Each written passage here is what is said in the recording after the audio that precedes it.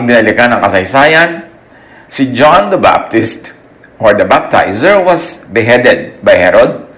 Tapos si Jesus ay biglang sumulpot sa kawalan, biglang naging sikat, at sabi ng iba, ito si Juan na nabuhay muli sa katawan ni Jesus. At yun din ang pininiwalaan naman itong si Herod, kaya't magkakaroon ng encounter with Jesus. But let's go back to the story of John. Bakit nga ba siya napugutan ng ulo?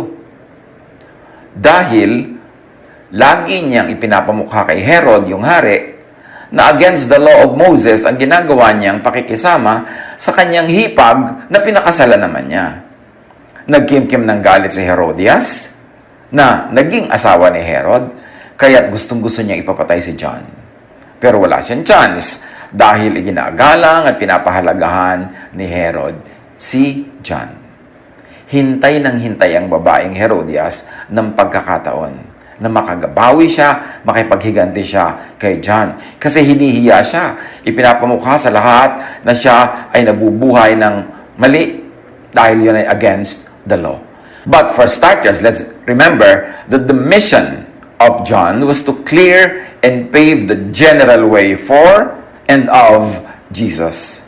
Yan ang mission niya. Hawanin ang dadaanan ni Jesus, ipakilala si Jesus, ilipat ang mga tao from the law to grace, because the Bible itself tells us that John was the last prophet of the Old Testament. And therefore, he was the first prophet of the New Testament. Siya ang last prophet of the Old Dispensation, siya ang new prophet of the New system, which was going to be based on Jesusness, based on love, and not on the law. Meanwhile, merong naging issue si John, at ito nga yung kimkim ng galit sa kanya ni Herodias. Dahil lagi niyang ipinamumukha sa hari na hindi niya dapat pinakasalan si Herodias. John 1:6-26.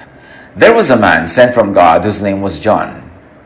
He came as a witness to testify concerning the light, so that through him all might believe. He himself was not the light. He came only as a witness to the light. John testified concerning Jesus. He cried out, saying, "This is the one I spoke about when I said, 'He who comes after me has surpassed me, because he was before me.'" Out of his fullness we have all received grace in place of grace already given. For the law was given through Moses, grace and truth came through Jesus Christ. So mula mismo sa bibig ni John, sinasabi niyang kay Jesus manggagaling ang grasya, ang kabaitan ng Diyos, napapalit doon sa grasyang dati na nilang tinatanggap pa dahil ito ay superior na grasya. At sinasabi niya na, ang mga batas ibinigay kay Moses, pero kay Jesus na aking pinatotohanan ngayon, ang ibinigay ay grasya, katotohanan, walang hanggang pag-ibig ng Diyos. So kahit kay John, nililinaw niya na may bago ng panahon, may bago nang nangyayari. Yung dating grace ay nadagdagan pa ng tunay na grace through Jesus, at yung dating law ni Moses ay pinalitan na ng grace through Jesus. So tinanong siya ng mga nag-iisip kung sino nga ba siya, itong si John. Hindi naman nila kilala siya eh. Finally, they said, "Who are you?" John replied in the words of Isaiah the prophet, "I am the voice of the one calling in the wilderness, make straight the way for the Lord." So out of the mouth of John, sinabi niya kung anong kanyang mission. Hawanin ang daan ni Jesus. Siya ba ay nagstay sa mission na yon? O may nangyari somewhere along the way? But John got embroiled on a personal, local, legal issue. He offended Herodias, a very dangerous woman who was the present queen de facto because the king married her. Mark 6:21-25, sa pagpapatuloy ng kwentong ito, subalit nagkaroon din ng pagkakataon si Herodias na ipapatay si Juan nang sumapit ang kaarawan ni Herodes.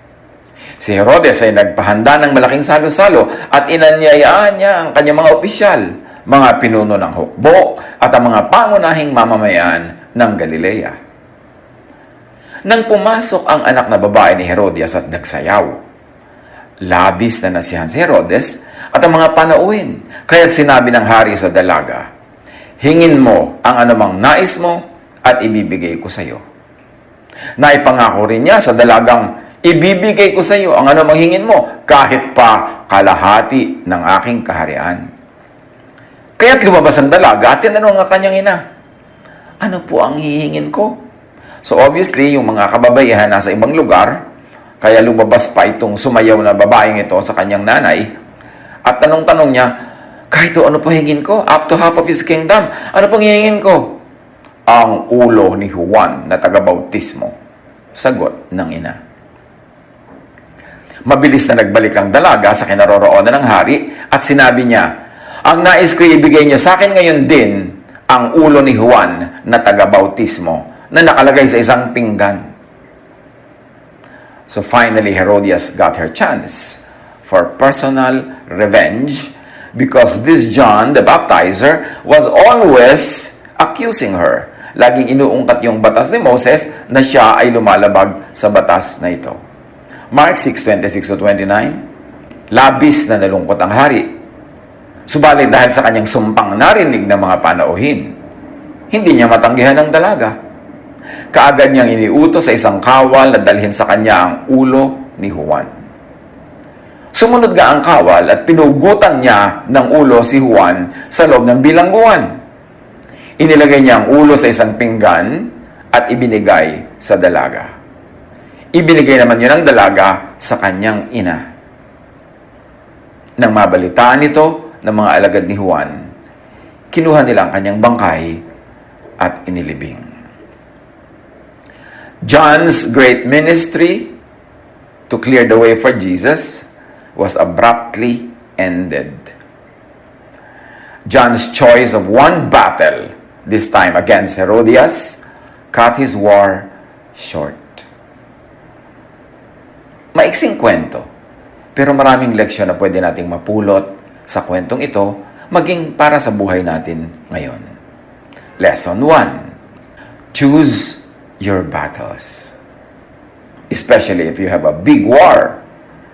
Kung meron kang malaking-malaking misyon, may malaking-malaking project, may malaking-malaking ambisyon, merong malaking-malaking pangarap, piliin mo ang mga gulong papasukin, piliin mo ang mga taong babanggain, piliin mo ang mga issues na ipaglalaban, dahil baka ma-defocus ka from your big mission at sumabit ka dun sa mahalaga rin namang misyon, pero hindi kasing laki at kasing halaga nung tunay mong misyon sa buhay. So halimbawa, estudyante ka, anong misyon mo? Gumraduate, di ba? Matapos na ng pinakamadaling panahon. O anong yun mga ibang mga pwede mong mapagkalibangan na magaganda rin namang gawin pero makakadelay sa iyong graduation o baka hindi ka pa matuloy gumraduate. Nag-asawa ka. Ang goal mo magkaroon ng tahimik, payapang buhay, kapiling ang iyong asawa at ang mga magiging anak ninyo. Anong mga giyera, anong mga project ang pwede mong pasukin na makakaabala doon sa malaki mong mission? Ano talaga ang malaking mission mo sa buhay? Dapat may i-define. May malaking mission tayo for the hour, for the day, for the week, for the month, for the year, probably for a period of many years, for a decade, and for a whole lifetime. Define your big war so you can define the battles that are worthy of your labor, of your time, of your resources.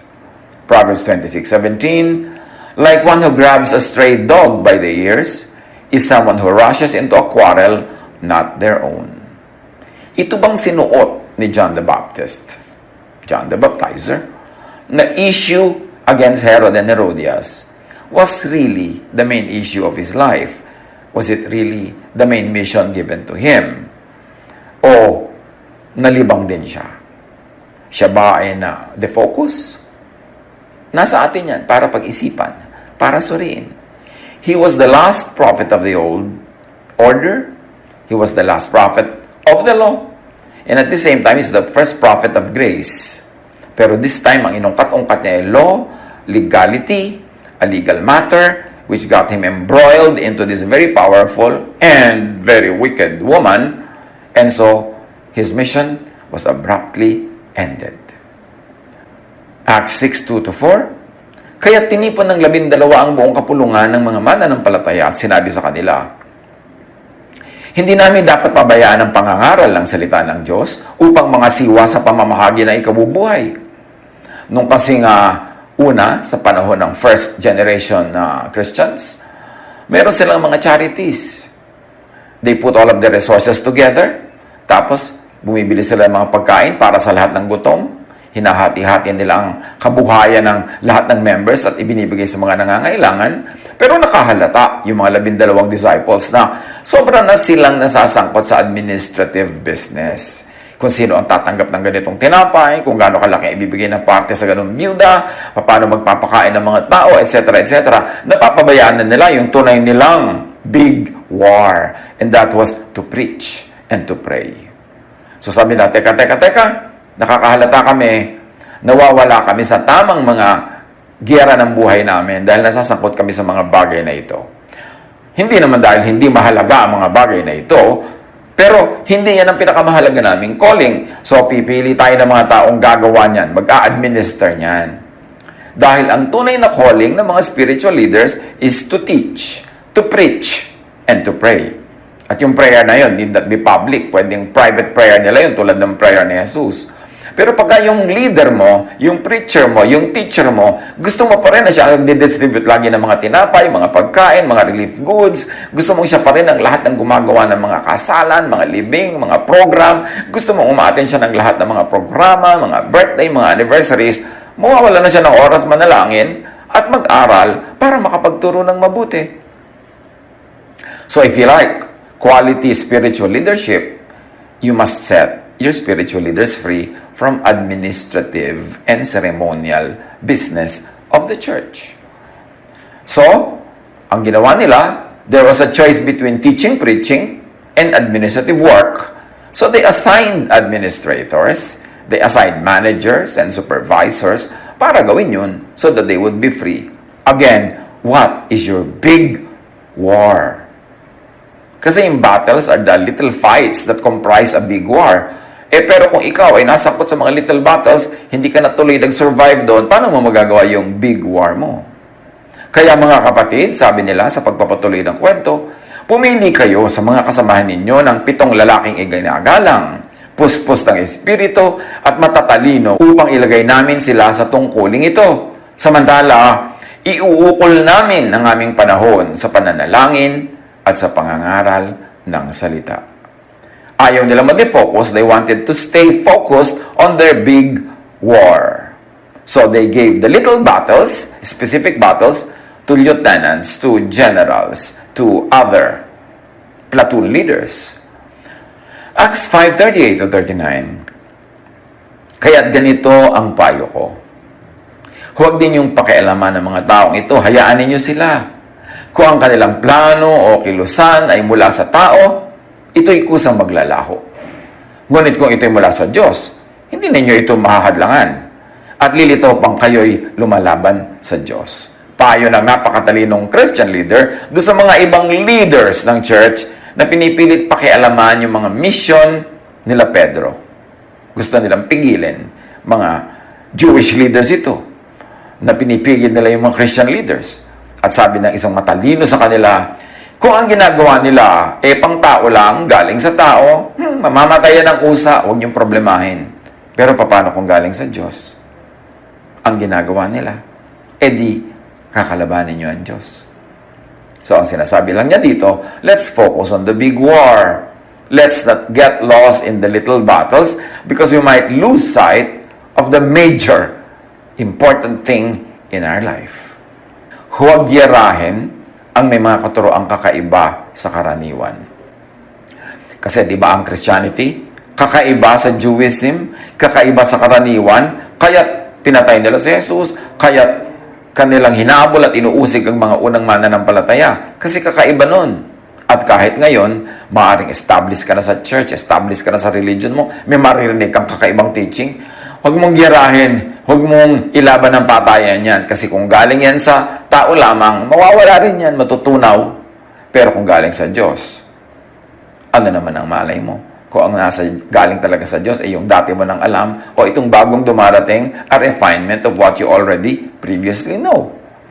Ganon noon ng Jesus' teachings. Kakaiba, labas sa kahon, revolutionary. Kaya galit na galit ang mga traditional thinkers and theologians. Revolutionary ang Christianity. Kakaiba, labas sa kahon, labas sa Judaism, labas sa tradisyon. Kaya lang, nag-backslide ang marami into Mosesness, Phariseeness. Nagsimula sila with Jesusness, tapos bumalik sila sa Mosesness, Phariseeness, at hanggang ngayon, marami tayong minana na so-called Christian teachings, Christian practices, na backsliding into Mosesness and Phariseeness. Pero ang lesson pa rin na mahalaga, do not be sidelined by minor issues. Proverbs 26:20, without wood, a fire goes out. Without a gossip, a quarrel dies down. So pag kami gulo, may mga usapan, doon na tayo sumali. Kasi mawawala rin yan. Ang hindi tunay na galing sa Diyos, matutunaw yan na parang ice cream. Mawawala din yan sa ibabaw ng lupa. Proverbs 18:1, against all sound judgment, an unfriendly person starts quarrels. Well, John did not deliberately start a quarrel, but she picked on this woman who wanted a fight and who would want a good fight. Maganda ang ginagawa ni John, nagpapaalala siya kung anong tama at mali, pero merong better choices that could have been done to stick to the calling, to clear the path for the Lord. But John made a very, very strong pitch for the law, which was not his mission. Do not make specific, needless enemies. Kung nagtuturo ka lang ng general idea, hindi naman diretsong napupukol ang mga tao para sila diretsong magkaroon ng grudge, pero yung tao mismo, pinipick out mo yung name niya, sasabihin mo yung sin niya publicly, well, you are making an enemy. Proverbs 17:14, starting a quarrel is like breaching a dam. So drop the matter before a dispute breaks out. I-apply natin sa buhay natin. Ginagawa lang nating springboard yung nangyari kay John na naabala siya sa kanyang main mission, pero tayo ngayon, nangyayari rin yun. Maraming beses naabala rin tayo from our main missions in life. Another lesson, do not needlessly walk into danger. John was walking into danger. And really, technically, he walked into his prison. He was very, very vocal about his opposition to the lifestyle of the king and his queen. It's not bad to do, especially for a prophet like him. But that specific battle stopped him from pursuing his big war. Proverbs 20:30, it is to one's honor to avoid strife. Marami pa naman ngayon, idol nila si John the Baptist, kaya mahilig din silang mang-away, mahilig din silang manduro, mahilig silang mag-ungkat ng mga kasalanan ng iba, mahilig silang gumawa ng ganitong uri ng mga battles. Kasi akala nila, tamang-tama ang ginawa ni John eh. Pero tanungin natin ang mga sarili natin, pag-aralan natin, tamang-tama nga ba yun? O nakaabala sa tunay niyang malaking mission? Proverbs 22 verse 3, the prudent see danger and take refuge, but the simple keep going and pay the penalty. Napaka-importanteng lesson sa buhay, mga kapatid. Kahit kapag godly, kahit ka pa isang John the Baptizer, kahit ka pa isang propeta, kahit ka isang servant of God, observe natural law, observe common sense, even and especially if you have a big cause. Kasi marami mga tao, merong great spiritual calling, merong great ministry, but they do not observe natural law. Laging iniisip nila, ipapagtanggol ako ng Diyos. God will protect me. God will take care of me. So, kuminsan, they figure in accidents. Sometimes, they figure in many things that could have been prevented or avoided had they deferred to natural law. Pero yung sobrang paniniwala nung hyper-faith na lagi kang i-exempt sa gutom, i-exempt ka sa sakit, i-exempt ka sa sunog, i-exempt ka sa baha, sa lunod, sa kung ano-ano mga dilubyo. Tapos pag nangyari, pag umandar yung natural law, takang-taka yung mga tao dahil akala nila, bakit siya pinabayaan ng Diyos? Di ba lingkod siya ng Diyos? Bakit tayo pinabayaan magutom ng Diyos? Di ba nagmi-mission tayo? Pero yes, Pero meron ka bang itinanim para anihin mo nang habang nasa mission field ka? Meron ka bang ginawang paghahanda para meron kang bunutin pag kami nangangailangan? O wala at ispinasa Diyos mo in the sense na kinalimutan mo that God is the author of natural law. Na pag wala kang tanim, wala kang aanihin. Importante, lalo't mahalaga ang spiritual mission is to respect natural law, to observe common sense. Spiritual callings, missions, ministries, high causes do not exempt even anointed persons from natural law. Kaya minababalitaan tayo, very sad na mabalitaan, na meron talagang mga very godly people, napakahalaga ng kanilang mga mission sa buhay, pero bigla-biglang nai-interrupt ang buhay nila with sudden, unexpected departures because natural law took effect, because natural law was ignored. Ngayon, meron namang super ingat na, ginawa na lahat ng ingat, may nangyari pa rin hindi maganda sa kanyang buhay, meron din naman kasing tinatawag si Solomon na time and chance. So, i-observe mo ang natural law hanggang kaya mo, pero pag hindi pa rin yun nag-work at meron pa rin nangyaring hindi mo inaasahan, meron pa rin namang isang law at work yung the law of time and chance. Solomon was very clear about that teaching. Luke 14:28-30. Kung ang isa sa inyo ay nagbabalak na magtayo ng tore, hindi ba siya uupo muna upang magplano at kwentahin kung magkano magagastos niya upang matiyak kung may sapat siyang pera para maipatapos sa kanyang ipapatayo? Baka matapos ba ilagay ang mga pundasyon na hindi naman mayari ang tore? Siya'y kukutyain lamang ng lahat ng makakakita niyon. Sasabihin nila, ang taong ito ay nagsimulang magtayo, ngunit hindi naman naipatapos. So, kahit malaki ang misyon, mahalaga ang tore, kailangan observe natural law, observe common sense, magplano, magpondo, at mag-ayos ng administrative issues of the project. Very important pa rin na lesson dito. Observe time and chance as part of natural law. Tulad na ating binanggit kanina. Mag-ingat na mabuti para hindi mangyari ang mga ayaw. Pero kuminsan, sa kabila ng pag-iingat, may nangyayari pa rin ayaw kasi nga may time and chance. Sabi ni Solomon sa Ecclesiastes 9:11, I have seen something else under the sun. The race is not to the swift or the battle to the strong, nor does food come to the wise or wealth to the brilliant or favor to the learned. But time and chance happen to them all. So meron daw talagang swerte. Meron daw malas. Yan ang sinasabi ng Ecclesiastes 9:11. Pero, bihira na mangyari ang swerte at malas na yan. Most of the time, ang iiral ay natural law, so gawin natin kung anong practical, kung anong wise, kung ano ang marapat. Proverbs 16:33, the lot is cast into the lap, but its very decision is from the Lord, meaning it is from natural law. Job 4:8, as I have observed, those who plow evil and those who sow trouble reap it. Yun ang natural law. Yun ang mas umiiral, yun ang mas normal. Kung anong itinanim, siyang inaani. The sudden death of John necessitated Jesus' sudden entry into public ministry. Yun ang nangyari. Namatay bigla si John, kaya kinailangan agad na si Jesus ang mag-take over doon sa movement. Matthew 14:1-2. At that time, Herod the Tetrarch heard the reports about Jesus, and he said to his attendants, this is John the Baptist. He has risen from the dead. That is why miraculous powers are at work in him. So you see, right after John died, Jesus became very public, and up to now, we have to study if that was the best for the ministry or not. But John was suddenly gone, so Jesus suddenly took over the movement. Matthew 14:13-14, when Jesus heard what had happened, yan ay nung namatay si John, he withdrew.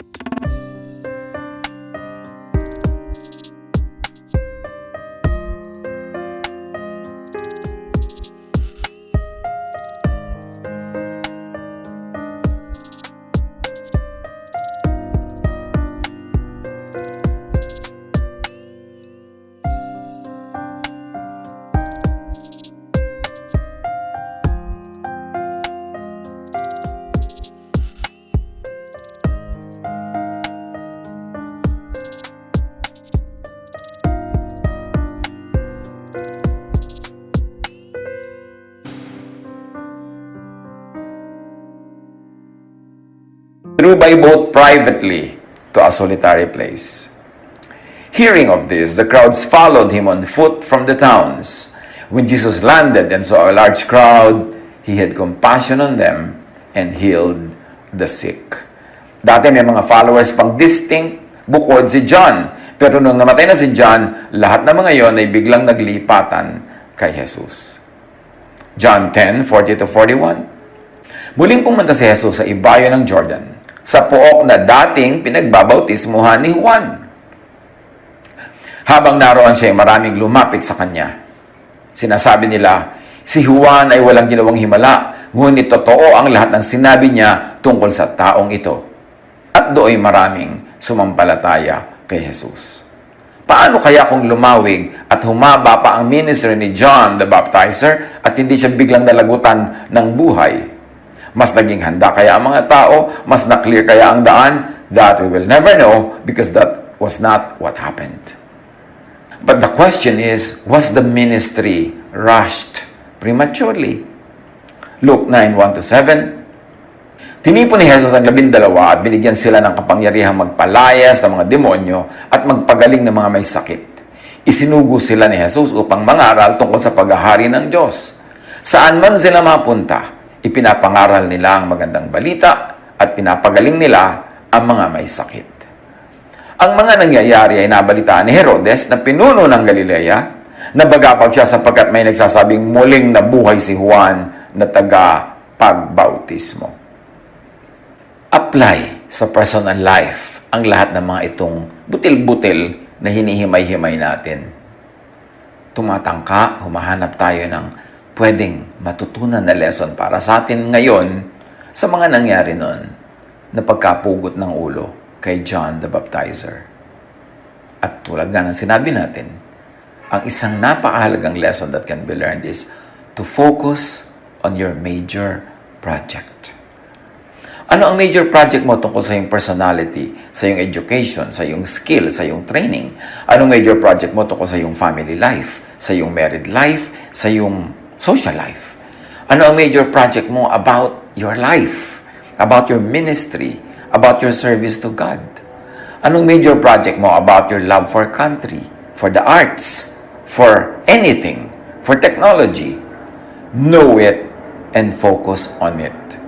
Maiksi ang buhay dito sa mundo, dapat walang masayang na oras, at lalong dapat hindi bigla kang maputulan ng buhay nang wala sa script, wala sa panahon, dahil pumasok ang law of nature or sumingit ang time and chance. Do not start and make needless battles along the way. The less battles you make, the more you can win your big war dahil hindi ka madidistract, hindi ka maabala. Do not get beheaded for whatever reason. Avoid that and get your mission cut short in the process. Pag-isip-isipan natin, dapat lahat ng pinag-aaralan natin mula sa Bible ay maikonekta natin sa buhay natin ngayon. Iba man ang konteksto nila noon, iba man ang kanilang particular local truth, meron naman tayo ngayong particular and local truth natin into which we can universalize and contextualize the lessons from the distant past to make it relevant to our lives today. And that makes parts or the beautiful lessons from the Bible a living reality. Kailangan nating mahanapan ng kahulugan. Paano tayo napupugot-pugutan ng ulo nang hindi naman dapat kung tayo sanay umiiwas-iwas? At makakaiwas tayo sa little battles kung nakafocus tayo sa ating big war.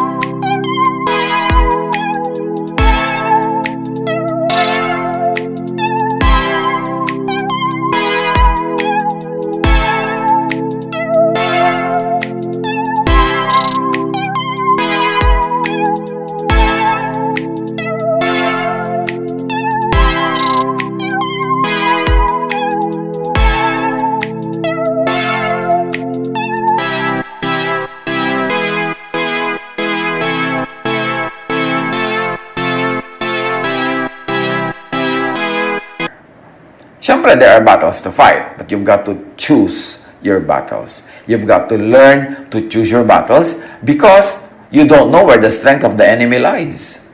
And you don't know when your energies might be expended because of a battle that's minor in relevance to your big mission. Pag-isip-isipan, pagbulay-bulayan ng mga bagay na ito para hindi tayo maharang ng anumang mga bagay na maliliit naman kung ituturing pagka ito i-compare sa ating big missions in life. Learn. At huwag tayong mamugot ng mga ulo ng mga Johns sa ating paligid. Kung hindi naman natin talaga yan kailangan at hindi naman talaga yan kailangan, huwag na lang tayong sumaghabal sa iba. Hayaan natin gawin nila yung ginagawa nila. Huwag natin silang putulan ng pag-asa. Huwag natin silang alisan ng buhay, alisan ng hanap buhay. Let them live. At tayo naman ang atupagin natin is to do our calling. What is your calling?